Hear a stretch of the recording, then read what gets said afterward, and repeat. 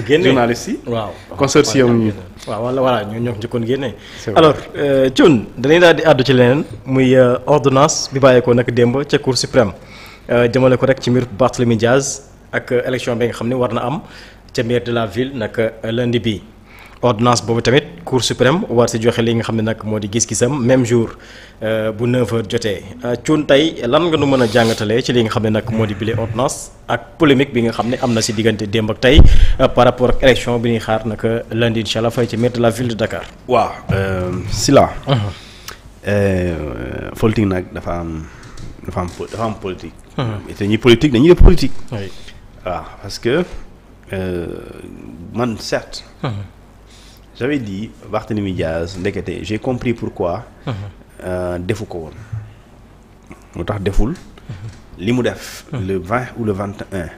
et tax defu ko j'ai un peu compris pourquoi parce que Barth décembre 2024. parce que sooy xool cour suprême bi. li mu bind moom.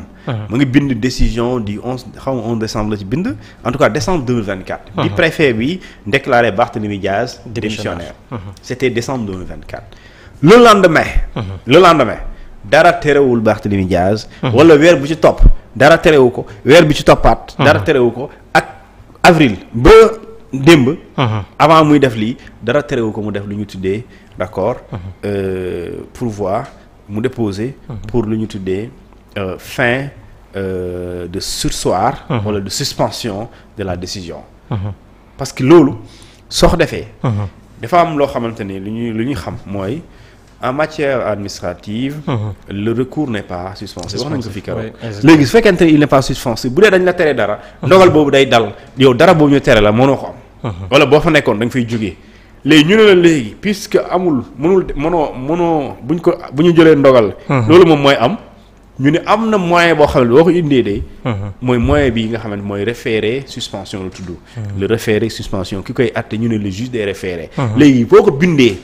soo demee ci article 83 85 de la loi portant Cour suprême en 2017 daf ne effectivement bu fekkente ni nit ki wala kuréel dana autorité administrative dafa jël ndogal nga jàpp ne ndogal boobu noonu teguwul ci yoon wala dafa am excès de pouvoir ñi la ko waxee mën nga saisir Cour suprême pour mu statuer en urgence moo tax kii Cour suprême dégg nga mu ne nous signifions. mooy que tey urgence bii nii nga wax Barthélémy Diaz ñun xam nañ ne urgence d'accord comme ni ñu ko expliqué ak code bi ni mu ko waxee ak article ni mu ko waxee. d'accord nañu am na urgence. léegi li ñu la wax mooy d'accord ñun may ñu dégg nañ la. dinañ la tontu le 25. dinañ la tontu le 25. léegi bu lay tontu le 25. li ñu war a xam mooy Barth léegi dafa bëgg ndogal bii nga xamante ne moom la préfet jël. tey. dafa am confusion comme quoi est-ce que Cour suprême dafa wax ne. élection du am le 25 wala ku waxul loolu de. yoonam nekkul si mais même bu ko waxul dafay miin loolu la.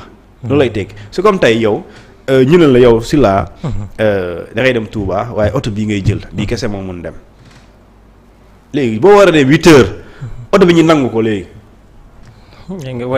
léegi est-ce que même bu la waxul doo dem Touba mais wax na ne doo dem rek.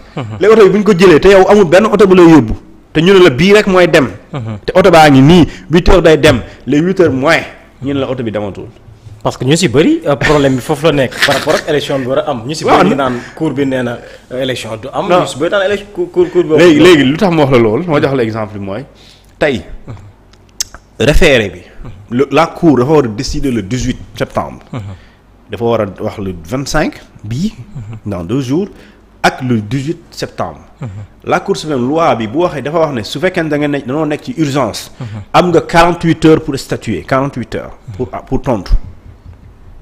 léegi Barth lu mu njëkkoon a bind loolu du urgence. mais bii mu bindaat daf ne cour bi d'accord dafa dañoo nekk ci urgence. léegi loi Cour suprême daf ne bu dee dañ laa saisir. ki la saisir manifester ne urgence mu mën ko justifier ba yow mu convaincre la am na urgence dans ce cas yow Cour suprême pour nga wax ci loolu d'accord vous avez 48 heures pour statuer. léegi puisque vendredi la alors que samedi et dimanche jour kii la. non ouvrable alors lundi lañ mën a kii mais bu doon lundi la. la def mercredi la ñuy àtte. wax nañ ko vous avez 48 heures. léegi nag kon mënul weesu lundi. mënul dépasser lundi mënul egsi mardi donc le lundi ils sont obligés de statuer moo tax ñu defal la 9h. léegi nag balaa midi di nga dégg décision bi léegi nag décision boobu liñ ci mën li ki ko bind en tout cas ki leen saisir requête bi. requérant yu Barthélémy Dias lu muy xaar mooy que la Cour suprême daal di suspendre def lu ñu tuddee le référé suspension le référé suspension mooy. da ngay ajandiwaale les effets. d'une décision prise par une autorité. Et dans ce cas ici, la décision prise par l'autorité, c'est quoi? C'est la déclaration de démission de Barthélémy Dias. léegi effet yi mooy dès l'instant que préfet jël ko dañ ko naan mënatoo nekk maire. loolu mooy effet loolu mooy conséquence bi. léegi nag si la Cour suprême requérant Barth daf ne Cour suprême léegi kii daf ne ma mënuma ko doon te atteegoo damaa bëgg léegi yow Cour suprême nga effet boobu nga xamante ni moom moo nar a jur remplacement bi. moo nar a jur élection bi léegi fexeel ba effet yooyu du am. kon effet bi lay suspendre. waaw en attendant ñu acté le 18. léegi le 18 nag si boobaa la ñuy xool est-ce que Barth mi day perte définitivement wala dañ ko tooñ wala moom autorité bi daa nekk ci dëgg. loolu mooy léegi nag moo tax mu jaxasoo noonu. ça veut dire que le 25 ginnaaw suba dinañ acté. léegi ndax acte bi dina jur effet suspensif. et là si les effets si acté su joxee effet suspensif ne effectivement déedéet certes dañ koo déclarer démissionnaire waxu guñ baax na wala baaxul. waaye léegi jamono ji effet suspensif yi nii léegi ñun dañ koy ajandi bàyyi leen waa ji ba le 18 ñun dañoo leen tontu loolu lay tekki. mais peut-être loolu du yàq dara ci élection bi nga xam ni war nañ ko amal bu 10h jotee parce que booy xool ñoom ñaar 1 heure de temps peut-être moo dox seen diggante bii 9h muy Cour suprême 10h nu war a passé ci élection bi nga xam ni seen i xam ana kan may wutu Barthélémy Dias. léegi effet bu amul effet suspensif. élection du am di warul am. effet suspensif de la déclaration de démission la déclaration de démission a ses conséquences les conséquences ce sont les effets c'est quoi? c'est le fait que Barthélémy Dias ne peut plus être maire de Dakar benn. L'autre effet c'est quoi? Dès l'instant qu'il n'est plus maire, c'est trouver une possibilité de le remplacer. Et le remplacer, c'est la convocation, c'est justement le conseil municipal qui se réunit pour organiser une élection.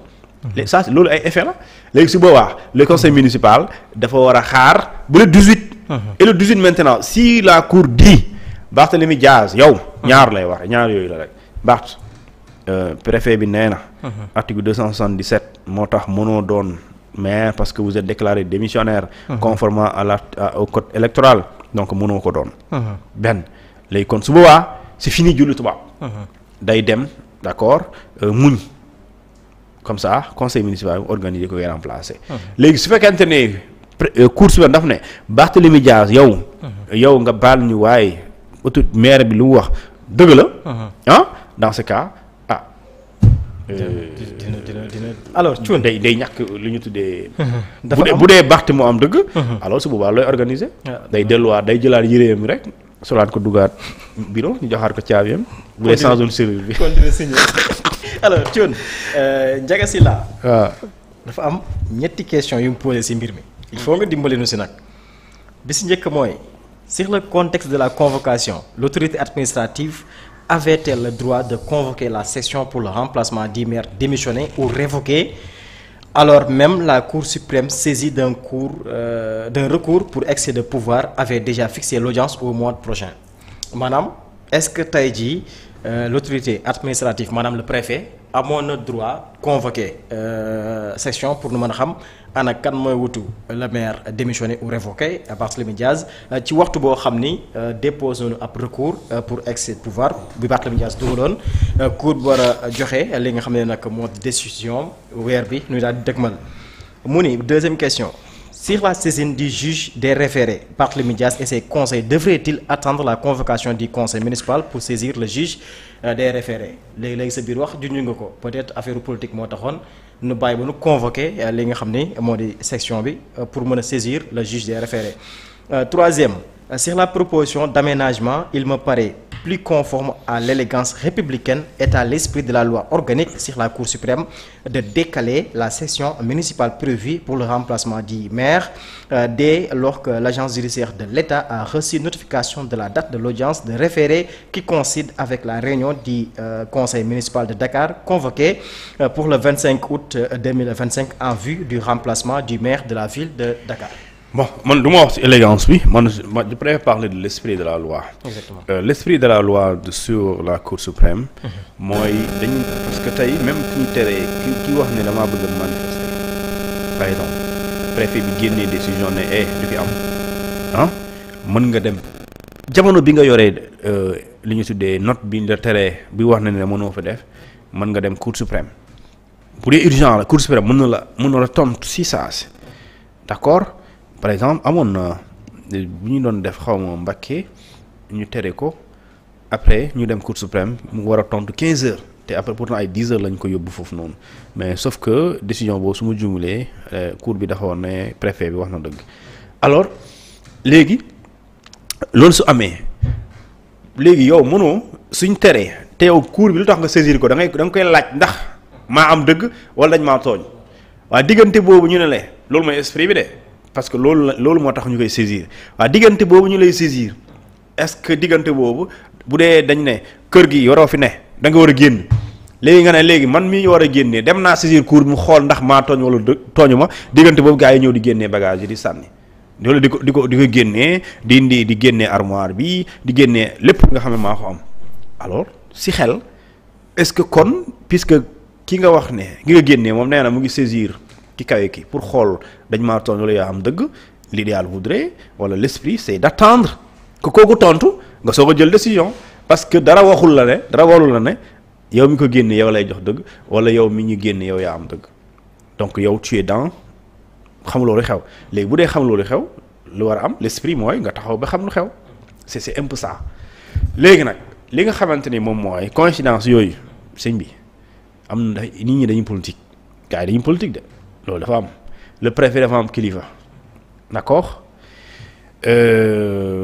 la mairie dafa am ministère bu mu bokk mooy le ministère des collectivités territoriales c'est le ministre qui donne instruction au préfet qui à son tour saisit le conseil municipal qui à son tour se réunit pour discuter li ñu war a def préfet da leen ne am ngeen fii ba le 27 pour ngeen élire maire bu bees léegi jamono jooju le préfet mënul forcer cour suprême na ngeen atte de déedéet parce que cour suprême ci lu ñu ko saisir ci décembre 2024 amul délai c'est-à-dire dara tënk ko mën na toog fi 2025 ba 2026 du atte te su attewul mënoo ko ne lu tax attewoo yoon waxu ko de parce que yoon waxul ne bu ñu la saisiree attel pendant 2 mois yoon def na nag bu ñu la saisiree yow yaay atte statut mais tënkul la problème la Ndiaga Sylla mii li mu waxoon Macky Sall bu mu renvoyé élection yi bindoon na mais bu ñu ko tontoo 2024 la ko bind dañu tontu ko 2025 fekk na Macky Sall fàtte na sax moom nekk na président donc parce que tënkuñu woon cour suprême tënkuñu ko ci loolu mooy problème bi léegi problème bi ma encore mooy Barth mënoon na ko def depuis décembre mënoon na ko def janvier février mais defu ko il a fallu mu xaar ba gars yi di dajaloo pour ne dañ may remplacer mu def ko te bu ko defee loolu yoon cour suprême day wax ne waaw urgence la kon nañu xaaral ma tontu leen ci kanam pour xool ndax yow décision boobu ñu jëloon 2024 précisément décembre ndax dafa war a am effet suspense su dee am na alors su boobaa comme ni ma ko waxee c'est sans dire élection jaru ko mais autrement xam nga ne élection du am wala warul am parce que l'esprit bi loolu la parce que balaa nga yaa ngi koy waaj a remplacer mais le 18 décision boobu ngeen toog de ni war a ngeen ciy débattre décision boobu ki war a wax kilifa gi nee na moom le 18 day wax les questions bi kay mooy pourquoi la cour suprême ndax dafa coïncider wala moom avant préfet di décider wala avant préfet di ñëw di wax conseil bi décider le 25 est-ce que dafa fekkoon moom tey mu ngi décider mu tombé wala dafa xaar ba ñoom décider mu ne man damay àtte le 18 dans tous les cas loolu man xaw ma ko loolu cour suprême moo la mën a tontu ndax yow cour suprême ñii bu ñu décider fekk da nga jàpp date dafa siiwul wala da nga xaar ba ñu jàllale yow nga ne da ngay àtte léegi nag su boobaa loolu mooy nekk débat bi et loolu moo am solo d'ailleurs léegi nag le préfet moom kilifa la autorité administrative la le ministre moom mooy kilifa gi léegi nag su boobaa cour suprême nag man lu tax coïncidence bi mu coïncider ak ñeene daf maa jaaxal waaw léegi nag Barth moom c'est un homme politique parce que fii nga koy def nga am li nga bëgg moo nga am buzz communication bi ci war a am fi nga koy defee parce que soo ko defee cour suprême dans tous les cas da koy tontu parce que ci référé urgence Cour suprême dañ koo tënk ci 48 heures. 48 heures maanaam ñaari fan. par A ou B day tontu mais bu dee da nga ko ne xoolal ci légalité wala li ñu tuddee excès de pouvoir. kooku tënkuñu ko mais fii référé suspension. pour que la décision administrative puisse avoir des effets. d'accord rétroactifs il faudrait nga ñu. àtte dans 48 heures et léegi suñu àttee 48 heures effet suspensif yi effet yi nga xamante ni moom mooy am. mooy donc est-ce que élection dafa war a am. parce que élection c'est un effet suspensif de la démission de la déclaration de démission de Barthélémy Diaz. alors ñeneen ñi aussi ñu ngi évoqué lenteur bi nga xam ni am na ci côté Cour suprême. pourquoi pas nu changé waat anam bi nga xam ne moom la ñuy doxalee bu jaree sax yenn dossier nu si am at pour mën a tontu ñeneen ñi aussi ñu ngi évoqué waat mandat ñi nga xam tey jii ñoom ñooy juge yi nekk yi foofu. loolu na daa doy waar nag c'est la Cour suprême. ñoom dañoo xaw a wutee ñu bëri. ñoom dañ leen di nommer waaye li doy waar li xaw a compliqué si nomination magistrat Cour suprême. mooy ñoom soo leen nommé dañ leen di nommer à vie. ou bien jusqu'à leur retraite. à vie. léegi lu mooy problème bi xam nga conseil constitutionnel ñaata la du juróom. voilà waaw ñoom seen mandat 5 ans. waaw procureur amul procureur amul délai amul procureur amul délai. à vie bee ma tiit. loolu la nga baal waaye amul procureur. procureur amul délai. procureur président mën na yeewu léegi mu dàqal indi keneen. amul délai. conseil constitutionnel am na délai. su ma jubalee 5 ans la xaw ma waaw mais Cour suprême amul délai mu li ci ëpp léegi mag ñi ñoo fay na mag ñi. mag ñee fay nekk kay. mag ñi ñoo fay na léegi nag yàlla tere. kenn ci décédé nga remplacé ko yàlla tere. bon loolu moom mën na ne kenn ku demee retraite remplacé ko mais soo ko remplacé. président tamit mën ko fi jëlee de. léegi loolu c'est une loi de 2017 léegi un peu remplacer ça. un peu la modifier. waaw modification boobu moom la war a mën a nekk. mais pourquoi pas nu ko def mandat 5 ans kenn bu nekk sa mandat jeexee keneen ñëpp. moo tax gis naa démb El Malick Ndiaye wax na wax ju xaw a bu am interprétation bu ku ne def ko si. mais loolu la. ñu bind leen ngeen effacé ngeen bind ñu effacé waaw ñun léegi dinañ bind dara effacé léegi ñun balaa ñuy bind ñu effacé léegi loolu nag. loolu yaa koy ree mais maanaam ay réforme loolu mooy tekki. non loolu junj la peut-être ñoom aussi ñu ngi bëgg nañu réformer li nga xam ne moo di. Cour suprême man dama lay wax loo xamante ne xam nga régime loolu lay def. waaye maanaam bu bëggee. def yenn yi foofu yoon boobu rek moo am. léegi nag soo ko defee ndax nu ñu koy apprécier loolu beneen débat la dama ne. mais nag conseil constitutionnel bi nag il faut dire la vérité.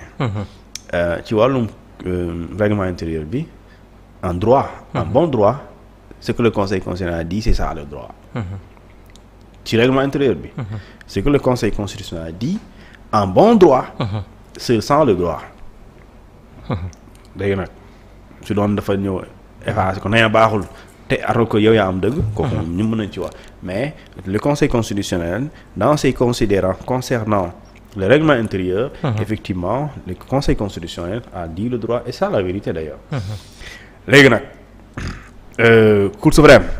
loolu gàllankoor la mënoo ko dindi mënoo c'est-à-dire tu peux pas changer les gens comme ça tey li daloon Serigne Bassirou Guèye. mënoo ko fi jëlee pendant 5 ans mënoo ko fi jëlee.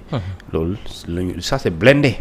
pour loolu dañ il faut nga dissoudre d'abord soit l'OFNAC ou tu changes la loi à défaut day toog. c'est un peu ça.